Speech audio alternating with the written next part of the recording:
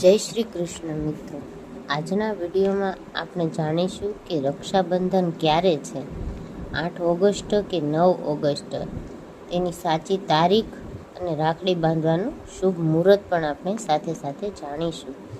તો મિત્રો, આ વર્ષે પૂર્ણિમાની 2 તિથિ 2 દિવસની હોવાથી રક્ષાબંધનની તારીખ વિશે મૂંઝવણ છે.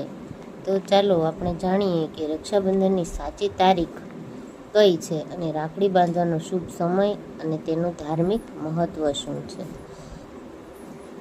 દેશભરમાં રક્ષાબંધનનો તહેવાર ખૂબ જ ધામધૂમથી ઉજવવામાં આવે છે.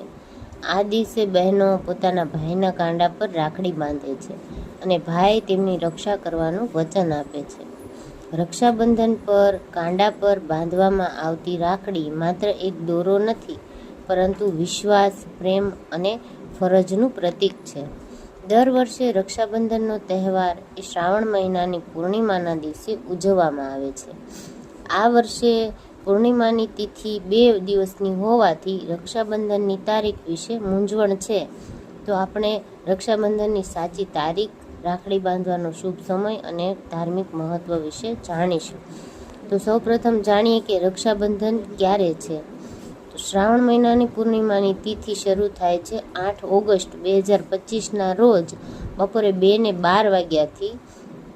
શ્રાવણ મહિનાની પૂર્ણિમાની તિથિ સમાપ્ત થાય છે 9 ઓગસ્ટના રોજ બપોરે 1 ને 24 વાગ્યે. તો રક્ષાબંધન 2025માં તારીખ ઉદય તિથિ અનુસાર રક્ષાબંધન એ 9 ઓગસ્ટ 2025ના રોજ ઉજવવામાં આવશે.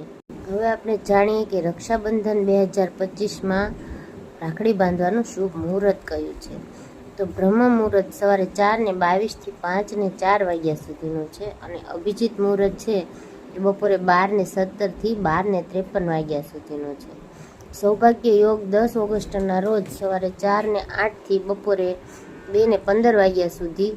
સર્વાર્થ સિદ્ધિ યોગ છે એ 9 ઓગસ્ટના રોજ બપોરે 2 ને 23 વાગ્યા સુધીનો રહેશે. હિન્દુ કેલેન્ડર મુજબ આ વર્ષે રક્ષાબંધન પર બહેનો તેમના ભાઈઓના કાંડા પર કોઈ પણ ભાદ્ર વગર રાખડી બાંધી શકે છે. આ દિવસે રાખડી બાંધવાનો શ્રેષ્ઠ સમય સવારે 5:35થી બપોરે 1 ને 24 વાગ્યા સુધીનો છે. હવે આપણે જોઈએ કે આ વર્ષે રક્ષાબંધન ઉપર ભદ્રાનો પડછાયો છે કે નહીં. તો કોઈ પણ શુભ કાર્ય કરતા પહેલા ભદ્રાકાળ ચોક્કસપણે જોવામાં આવે છે, જેથી તે કાર્યમાં કોઈ અશુભ પરિણામ ન આવે. આવી સ્થિતિમાં રક્ષાબંધનમાં ભદ્રાનું ચોક્કસ ધ્યાન રાખવામાં આવે છે.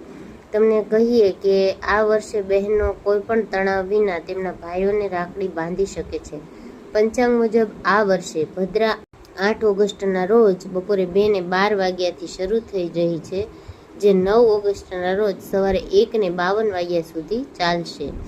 હવે આપણે જોઈએ કે રક્ષાબંધનના દિવસે કયા કયા શુભ યોગ બની રહ્યા છે. તો આ વર્ષે રક્ષાબંધન પર નવપંચમ યોગ, સૌભાગ્ય યોગ, સર્વાર્થ સિદ્ધિ યોગ, પ્રતિયુતિ યોગ, માલવ્ય યોગ, બુધાદિત્ય યોગ જેવા રાજયોગ બની રહ્યા છે. આવી સ્થિતિમાં ઘણી રાશિઓને લાભ મળી શકે છે. હવે આપણે જોઈએ કે રક્ષાબંધનનું મહત્વ શું છે. તો રક્ષાબંધનના દિવસે બહેનો તેમના ભાઈના કાંડા પર રાખડી બાંધે છે.